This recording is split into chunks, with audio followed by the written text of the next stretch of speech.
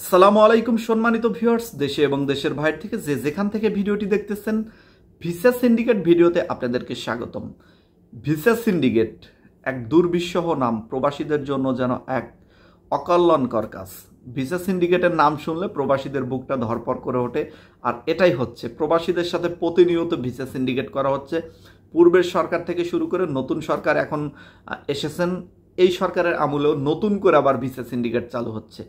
আসলে এই বিষয়গুলো নিয়ে বিস্তারিত কথা বলবো। বিস্তারিত জানতে হলে ভিডিওটির সাথে থাকতে হবে এবং গুরুত্বপূর্ণ তথ্যগুলো আপনাদের জেনে নিতে হবে, যেন আপনারা সতর্ক হতে পারেন এবং সামনে কিভাবে ভিসা সিন্ডিকেট থেকে মুক্ত হবেন, কিভাবে অল্প টাকায় বিদেশ আসতে পারবেন, সেই কৌশলটা আমি আপনাদেরকে বলে দেব। সম্মানিত ভিউয়ার্স, প্রথমে বলি ভিসা সিন্ডিকেট বিষয়টা। সিন্ডিকেট আসলে কি? সিন্ডিকেট জিনিসটা আসলে এক ধাপে তৈরি হয় না। সিন্ডিকেট দুই দিক থেকে তৈরি হয়। আপনি যেদিকে ভিসা ক্রয় করবেন, যেমন যে দেশ থেকে ভিসা দিচ্ছে সেখানে একটা সিন্ডিকেট আছে, এবং বাংলাদেশে যারা ভিসা নিচ্ছে তারাও একটা সিন্ডিকেট। তারা এখান থেকে যদি ধরেন 80,000 টাকায় একটা ভিসা ক্রয় করে, সেটি তারা বিক্রি করবে 3 থেকে 4 লাখ টাকা। আবার বাংলাদেশের সিন্ডিকেট এটা বিক্রি করবে 5 থেকে 6 লাখ টাকা অথবা 7 লাখ টাকা। অন্য অন্য দেশের ক্ষেত্রে আলাদা হতে পারে, কুয়েতের হিসাবের কথা বললাম, অথবা সৌদি আরবের ক্ষেত্রেও আলাদা হতে পারে। তো প্রত্যেকটা দেশের, আপনি যদি কোনো দেশের 4 লাখ টাকা দিয়ে যান তাহলে বুঝতে পারবেন ওই দেশ থেকে ভিসাটি মাত্র আপনি 80 থেকে 90,000 টাকায় যেতে পারতেন, কিন্তু ওই ভিসাটিতেই আপনাকে 4 লাখ টাকায় যেতে হচ্ছে ভিসা সিন্ডিকেটের কারণে। এই যে মাঝখানে সিন্ডিকেট, এই সিন্ডিকেট না গত কিছুদিন আগে প্রবাসী এক সংগঠন থেকে বড় রকম একটা ব্রিফিং করা হয়েছিল মালয়েশিয়া ভিসা সিন্ডিকেট নিয়ে। সবাই হয়তো অনেকেই সবাই দেখেছেন। যদি কোনো ব্যক্তি ভিডিওটি দেখতে চান বা এগুলো সেমিনারে বক্তব্য দেখতে চান, কমেন্ট করে জানাবেন, আমি ভিডিও দিয়ে দেওয়ার চেষ্টা করব। খুবই গুরুত্বপূর্ণ কথা এখানে, সেটা হলো ভিসা সিন্ডিকেট। এই ভিসা সিন্ডিকেটের কারণে প্রবাসীদের স্বপ্ন দুঃস্বপ্ন হয়ে যায়।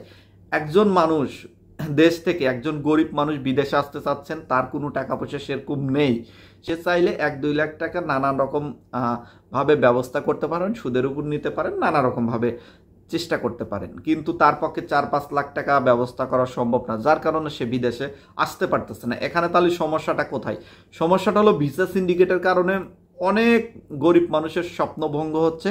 আর যারা বিদেশে আসতে পারতেছেন, যারা টাকা পয়সা ধার নিয়ে, লোন নিয়ে, নানান রকম ক্রাইসিস দেখিয়ে বিদেশে আসতে পারতেছেন, উচ্চ সুদে টাকা নিয়ে, ধানের উপর টাকা নিয়ে, জমি বন্ধক দিয়ে, নানা রকম কাজ মানে কারসাজি করে টাকা ম্যানেজ করে যারা আসতেছেন, তাদের থেকে লক্ষ লক্ষ টাকা, কোটি কোটি টাকা হাতিয়ে নিচ্ছে এই ভিসা সিন্ডিকেট।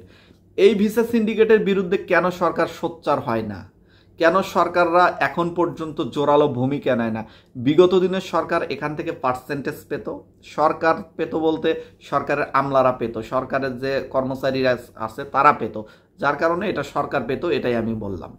তো সরকার পর্যন্তই পৌঁছে যেত। বিশাল ভিসা সিন্ডিকেটের এখানে লিঙ্ক আছে, চেইন আছে, একজনের থেকে আরেকজন, আরেকজনের থেকে আরেকজন, আরেকজনের থেকে আরেকজন পারমিশন নেওয়া।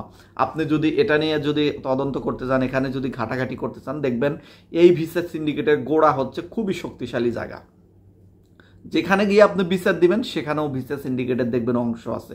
তো যার কারণে কিন্তু এটা কিন্তু সম্ভব হয় না কোনোভাবেই তোলার মতো। কিন্তু আমরা বর্তমান গণঅভ্যুত্থানের সরকার, ডক্টর ইউনূস সরকার, আমরা খুবই আশা করেছিলাম, মনে প্রাণে আশা করেছিলাম যে এখন ভিসা সিন্ডিকেট দূর হবে, এখন আওয়ামী লীগের দালাল মুক্ত হবে, এখন দেশটা শান্তিপূর্ণ হবে। কিন্তু অতি দুঃখের সাথে বলতে হচ্ছে যে মাত্র 3 মাসের ভিতরেই আমরা অনেক কিছুই বুঝতে পারলাম যে এই সরকারের দ্বারা সম্ভব নয়। কেন সম্ভব নয়? কারণ এখন পর্যন্ত প্রত্যেকটা সেক্টরে আওয়ামী লীগের লোক বলবদ্ধ আছে, সেভাবে কাজ করেনি।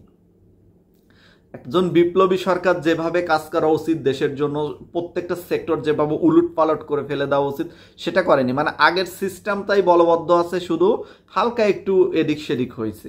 তো আগের সিস্টেম যদি বলবদ্ধ থাকে তাহলে ভিসা সিন্ডিকেট দূর হবে কেমনে? আপনি যদি এখনো ভিসা সংরক্ষণ করতে চান তাহলে আগের সিস্টেমেই ভিসা সংরক্ষণ করতে হচ্ছে, তাহলে ভিসা সিন্ডিকেট কোথা থেকে দূর হবে? ভিসা সিন্ডিকেটের যে জায়গা, সেখানে হয়তো লোক 2-1টা পরিবর্তন হতে পারে, কিন্তু সিন্ডিকেট দূর হচ্ছে না। আমি সরকারের কাছে অনুরোধ করব, প্রবাসীদের পক্ষ থেকে, সকল প্রবাসী ভাই ও বোনদের পক্ষ থেকে অনুরোধ করতেছি, খুবই দ্রুত টাইমের ভিতরে ভিসা সিন্ডিকেট দূর করার জন্য আপনারা জোরালো পদক্ষেপ নিন। তা না হলে প্রবাসীরা এই বিষয়টি নিয়ে জোরালো পদক্ষেপ নিতে বাধ্য হবে। আমরা আমাদের অধিকার নিয়ে সচেতন, আমরা আমাদের অধিকার নিয়ে কাজ করতেছি। আমরা সকল প্রবাসী ভাই ও বোনদের সাথে নিয়ে কাজ করব এবং সকল প্রবাসী ভাই ও বোনদের অধিকার নিশ্চিত করব। তাই অবশ্যই সাপোর্ট করবেন প্রিয় বন্ধুরা, এবং এই ভিসা সিন্ডিকেট দূর করতে সর্বোচ্চ আপনারাও ভূমিকা পালন করবেন।